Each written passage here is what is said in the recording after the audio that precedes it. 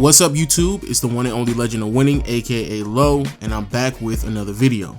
Now for those out there who missed it, last night was the NBA draft, and my oh my was it an eventful night. Some trades went down, a couple of players slid down a little bit further than I personally expected, and for the most part no one had any major blunders. Outside of Markelle Fultz, on his Instagram page, he posted up a pre-written post out to all of his fans and his supporters where he was supposed to insert the Philadelphia 76ers name within the post, and he completely forgot to do that, but hey, he'll learn.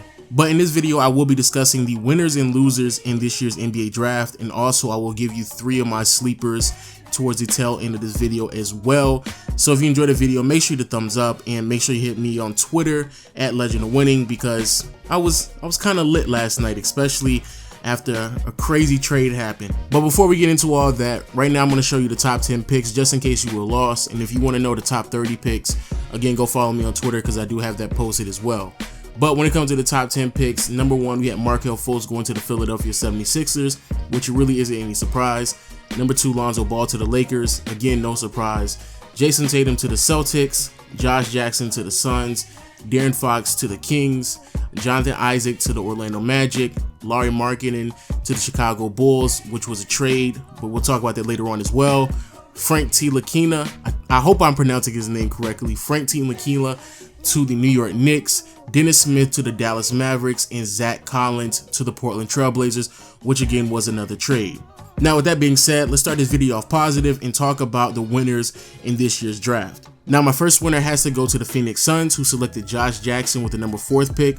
For those out there who completely forgot, the Phoenix Suns were projected to have a top 3 pick this year. However, because of the NBA lottery and a couple of teams moving up, the Phoenix Suns actually dropped out of the top 3 and they were selecting 4th, and I actually thought that was going to be a massive problem for the organization because I assumed they had a very good chance of picking Lonzo Ball, and I think that would have been great for the organization. However, picking up Josh Jackson at the 4th pick is a really good prospect, and quite honestly, I'm extremely high on him myself, and I think he is the 2nd best player, or at least potentially could be the 2nd best player in this draft. Josh Jackson is a 6'8" small forward. It's going to give this team defensive identity, especially on the wing, because they desperately need it. Obviously, you don't have that much with Devin Booker. And then on the offensive end, he's extremely athletic, so he's going to finish around the rim. He has a really nice wingspan, and on top of that, if he can, get his mechanics down, he will be a threat when it comes to shooting behind the arc. The second winner I have in this year's draft is the Sacramento Kings, who initially had the 5th and 10th pick. With the 5th pick, they picked De'Aaron Fox, who was the best available player at the time.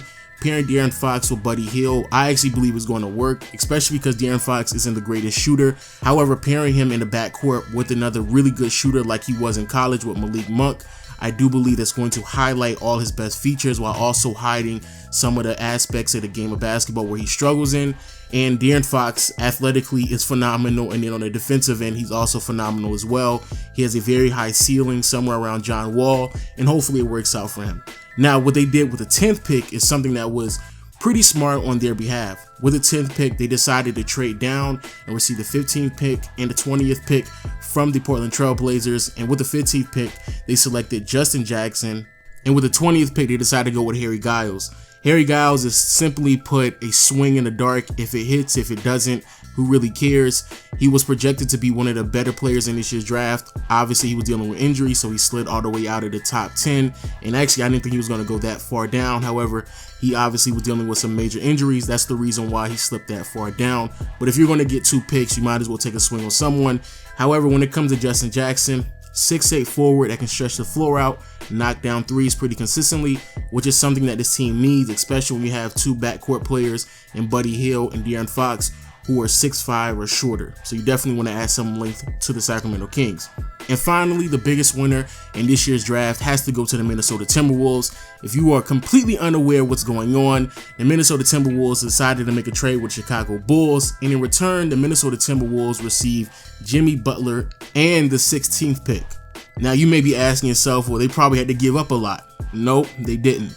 The only thing that the Minnesota Timberwolves gave up was Zach LaVine, who's coming off a torn ACL, Chris Dunn, who came off a shaky rookie season, and the 7th pick in this year's draft. And in my humble opinion, I don't even think they really needed that pick anyway. I've been saying for the past couple weeks they need to trade the pick and get a veteran, and that's exactly what they did. And they got Jimmy Butler, someone who's completely comfortable with Thibodeau. So it's a massive win when it comes to the Timberwolves. They are a threat in the Western Conference now, and I think they will be pushing a lot of teams, especially when it comes to those top teams that are really stuck or at least trying to make some adjustments moving forward. This is a team that's now in that conversation to compete in the Western Conference. Now, moving on to the losers, the low-key loser is always going to be the Brooklyn Nets because they traded away their pick and they couldn't get Markelle Fultz this year, and Fultz is a phenomenal player, so yeah, the Brooklyn Nets, low-key losers. However, moving on to the other 3 losers, first we have the Cleveland Cavaliers.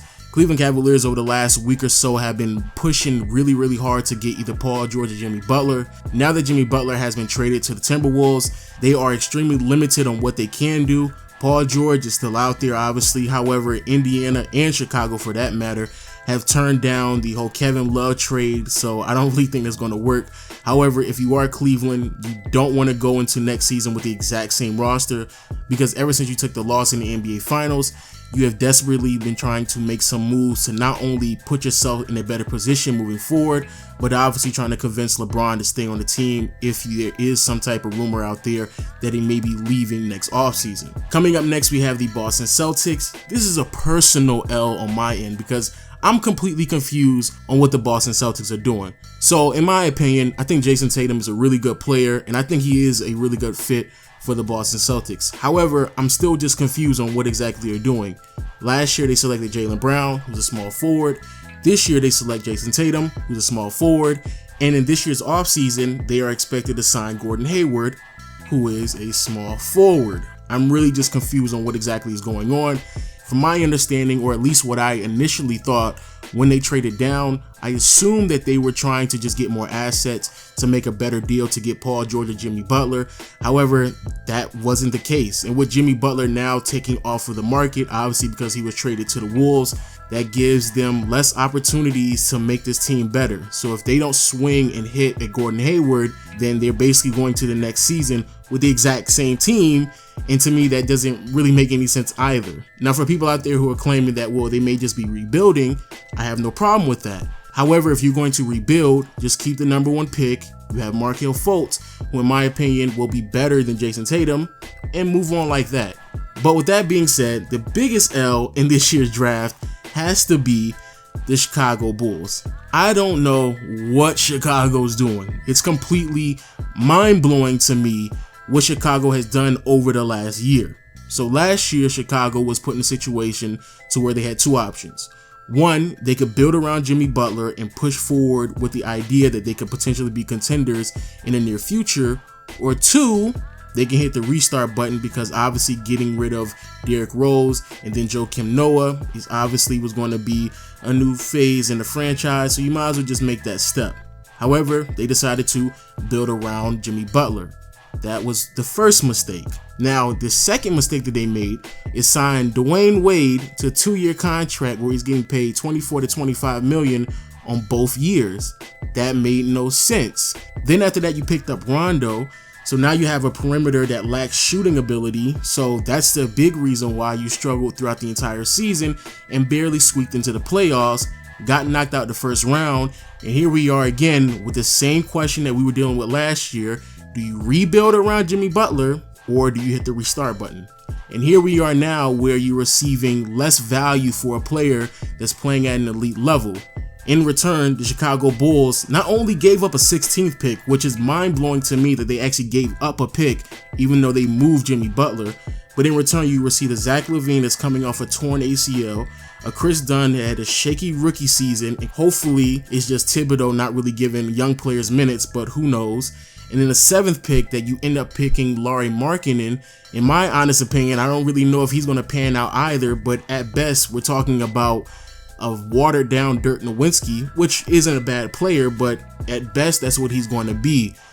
I'm confused to what exactly Chicago is doing. It makes no sense because if you were going to do this, you should have did it last year. If you went into the offseason knowing that your best option was going to be Rondo and Dwayne Wade, You should have did it last year. I'm just completely confused to why this decision was not made 12 months ago, so you could have received more for Jimmy Butler. But hey, that's Chicago. It blows me away. Now finally, so I can wrap up this video, my 3 biggest steals. Malik Monk going to the Charlotte Hornets with the 11th pick. Number 2, I have Donovan Mitchell with the 13th pick, who is going to the Utah Jazz. Initially, it was the Denver Nuggets pick, however, a transaction happened. And then finally, we have OG Anunoby for the Toronto Raptors with the 23rd pick. With all that being said, people, if you enjoyed the video, make sure you hit the thumbs up. Make sure you follow me on Twitter at Legend of Winning. Leave a comment in the comment section below. Tell me who you think is the biggest winners, losers, and what do you think was the biggest steal in the NBA. And with all that being said, I'll see y'all later. Peace.